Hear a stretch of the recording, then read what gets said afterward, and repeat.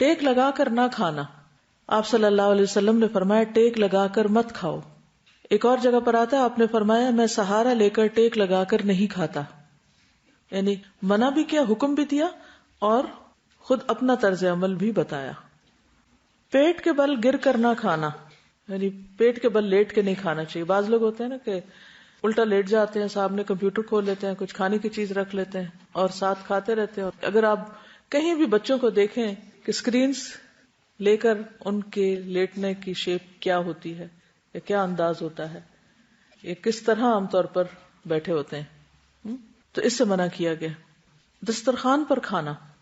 قتادہ کہتے کہ انس بن مالک نے بیان کیا کہ نبی صلی اللہ علیہ وسلم نے کبھی میز پر کھانا نہیں کھایا، نہیں خوان پر نہیں کھایا، اور نہ تشتری میں 2-4 قسم کی چیزیں رکھ کر کھائیں، یعنی ایک پلیٹ میں بہت کچھ بھر کے نہیں رکھا، نہ کبھی چپاتی کھائی. میں نے قتادہ سے پوچھا پھر وہ کس چیز پہ کھانا کھاتے تھے؟ بتایا کہ سفرے پر، یعنی چمڑے کے دسترخوان پر. آج کل عربوں کے آپ نے دیکھا ہوگا کہ وہ پلاسٹک کا ایک باریک سا کپڑا جو ہے وہ نیچے بچھا دیتے ہیں، اسی پہ روٹی رکھ دیتے ہیں، اسی پہ چھوٹی موٹی زیتون یا جو باقی چیزیں ہوتی ہیں کھانے کی بھی، اور پھر اینڈ میں اس کو لپیٹ دیتے ہیں.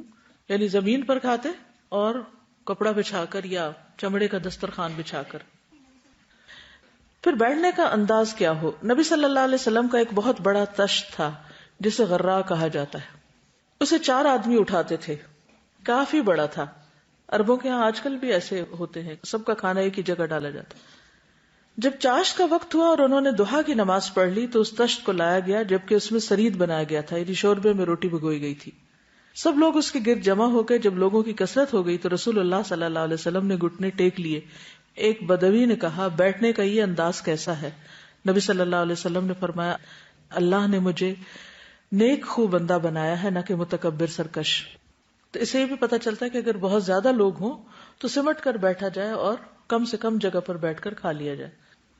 ایک اور روایت میں حضرت انس کہتے ہیں کہ رسول اللہ صلی اللہ علیہ وسلم زمین پر بیٹھا کرتے تھے اور زمین پر بیٹھ کر کھاتے تھے، اور بکری کا دودھ خود دو لیا کرتے تھے، اور غلام کی جو کی روٹی پر بھی دعوت قبول کر لیا کرتے تھے. یعنی کھانے پینے میں اور عام روزمرہ زندگی میں سمپلسٹی کی بات ہو رہی، یعنی غلام کے ساتھ بھی بیٹھ کے کھانا کھا لیتے.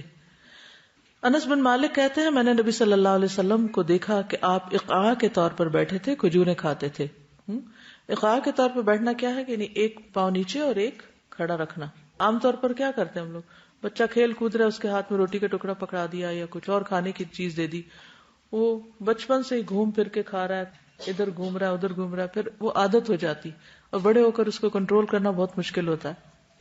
کیونکہ انسان کی کھانے کی جو بھی عادتیں شروع سے پڑ جاتی ہیں وہ جب تک اس طریقے پر نہیں کھاتا اس کی بھوک نہیں ختم ہوتی. یعنی اگر کسی کو لیٹ کے کھانے کی عادت پڑ گئی یا بیٹھ کے یا الٹے ہاتھ سے یا پھر بہت زیادہ، تو عموماً کیا ہوتا ہے کہ بڑے ہو کر بھی پھر وہ کنٹرول نہیں ہوتی، وہ عادتیں قابو میں نہیں آتی، ان کو بدلنا پھر بہت مشکل ہو جاتا ہے.